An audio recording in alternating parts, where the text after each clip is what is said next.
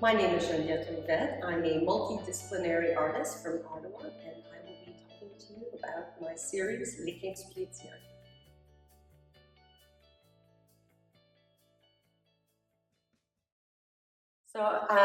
In my practice, I do photography, installation, performance. With photography, it's a lot of self-portraiture.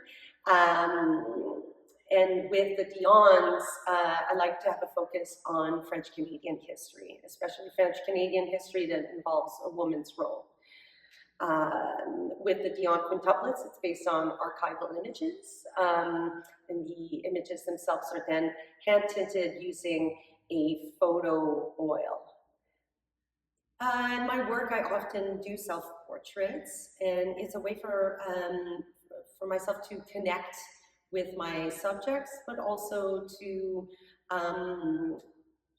present myself. I mean, in art history, often women are depicted by men, and so with self-portraiture, I'm sort of owning my own image. With this particular series, so I'm talking about the history or the story of the Dion quintuplets. I'm drawn to this story because as a kid, it was a story that was told to me by my mother and my grandmother. They are part of Franco-Ontarian sort of our legacy, dark legacy, but part of our legacy. And so I was drawn to the absolutely tragic nature of their story and their lives, and really saddened in a way that is not more well known. So the series itself is a way to sort of inform the public about their story, and also the links towards women being on display. And the fact that although this story is not as known, it's still something that kind of happens or is mirrored in society today.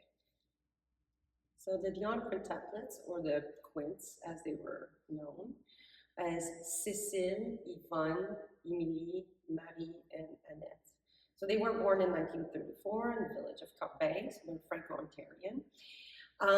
They were the first surviving quints or quintuplets, and so especially during the Depression, the public sort of clamored for them, or really became rather obsessed. And so for their survival, they were taken away from their parents and basically made wards of the province of Ontario.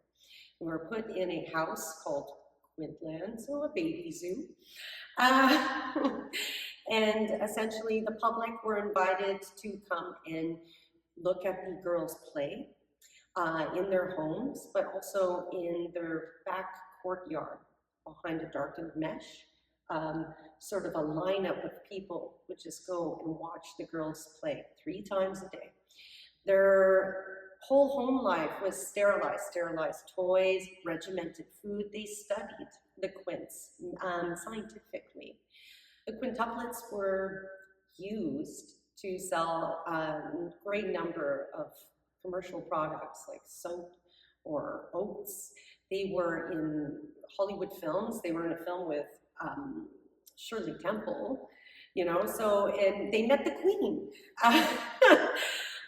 Their life was absolutely abnormal, but I mean, did they know any better? They're put on display, five perfect little girls. So the piece next to me here is titled Oak.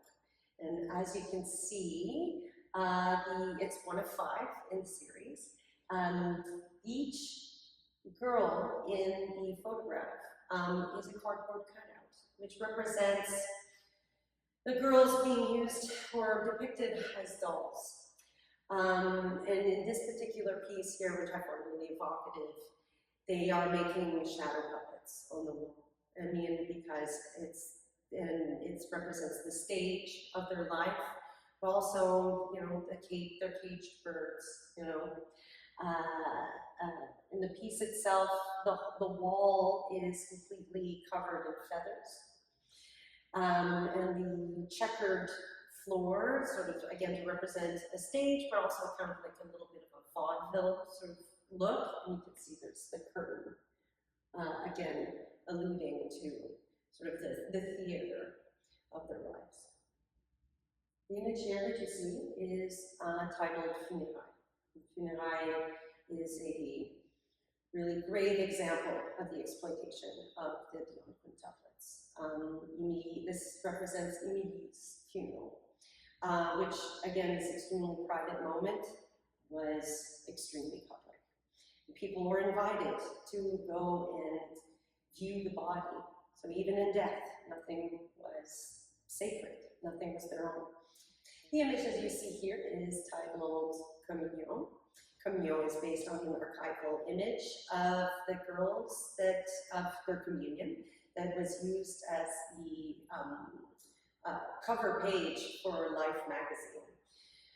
So you can see in the image here, they're holding little Ontarian flags representing the use of the girls as political propaganda.